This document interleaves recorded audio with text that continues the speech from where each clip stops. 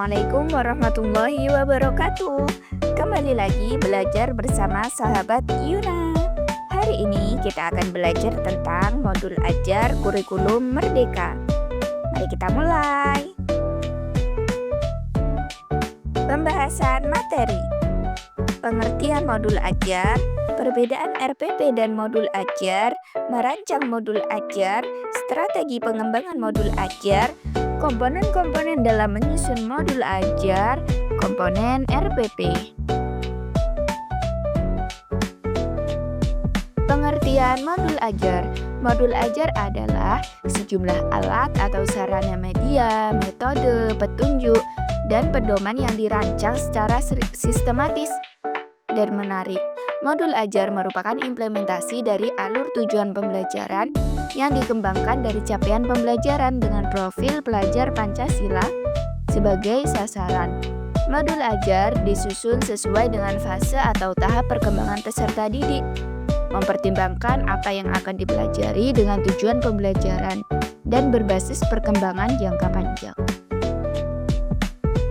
Perbedaan RPP dan modul ajar.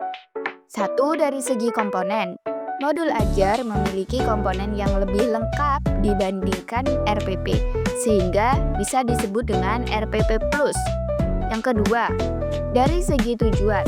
Modul ajar kurikulum Merdeka tidak hanya memudahkan guru dalam kegiatan pembelajaran saja, tapi juga mendukung pencapaian kompetensi dalam capaian pembelajaran dan profil pelajar Pancasila pada setiap tahap perkembangan pada suatu materi pelajaran. Sementara RPP bertujuan untuk mengarahkan kegiatan pembelajaran peserta didik dalam upaya mencapai kompetensi dasar. Yang ketiga, perbedaan modul ajar dan RPP adalah acuan yang digunakan. Seperti pada penjelasan di atas, modul ajar mengacu pada alur tujuan pembelajaran yang dikembangkan dari capaian pembelajaran, sedangkan RPP dikembangkan dari silabus. Merancang modul ajar. Berikut hal-hal yang perlu diperhatikan dalam melakukan perancangan modul ajar.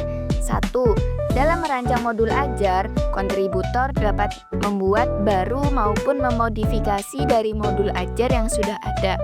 Yang kedua, dalam melakukan perancangan modul ajar, kontributor dapat melakukan secara individu maupun dengan cara bekerja sama dan berkolaborasi dalam tim. Strategi pengembangan modul ajar. Berikut adalah beberapa strategi yang dapat diterapkan. Yang pertama, memahami konsep dan prinsip. Yang kedua, mengidentifikasi tujuan pembelajaran. Yang ketiga, mengembangkan langkah-langkah pembelajaran. Yang keempat, pemilihan media pembelajaran. Yang kelima, integrasi karakter dan kompetensi. Yang keenam, melibatkan peserta didik. Yang ketujuh, evaluasi dan refleksi. Dan yang terakhir, kedelapan, penggunaan berbagai jenis modul ajar. Komponen-komponen dalam menyusun modul ajar. Ada 20 komponen dalam menyusun modul ajar, yaitu 1. Identitas modul, 2. Jumlah peserta didik, 3. Model pembelajaran, 4. Tujuan pembelajaran, 5. Profil pelajar Pancasila, 6. Target peserta didik, 7. Sarana prasarana, 8. Materi ajar, media, alat, dan bahan, 9. Ketersediaan materi, 10. Kegiatan pembelajaran utama, 11. Asesmen, 12. Persiapan pembelajaran, 13. Urutan kegiatan pembelajaran, 14. Refleksi guru, 15. Refleksi peserta didik, 16. Kriteria ketercapaian pembelajaran, 17. Daftar pustaka, 18. Lembar kerja peserta didik, 19. Bahan bacaan peserta didik, 20.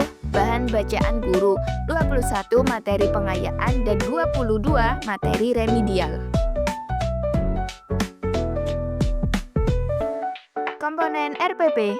1. Kompetensi inti, 2. Kompetensi dasar, 3. Indikator pencapaian kompetensi, 4. Tujuan pembelajaran, 5. Materi pembelajaran, 6. Metode pembelajaran, 7. Skenario atau langkah-langkah pembelajaran, 8. Sumber pembelajaran, dan ke-9. Penilaian hasil belajar. Terima kasih, semoga ilmunya bermanfaat. Yuna pamit dulu. Wassalamualaikum warahmatullahi wabarakatuh.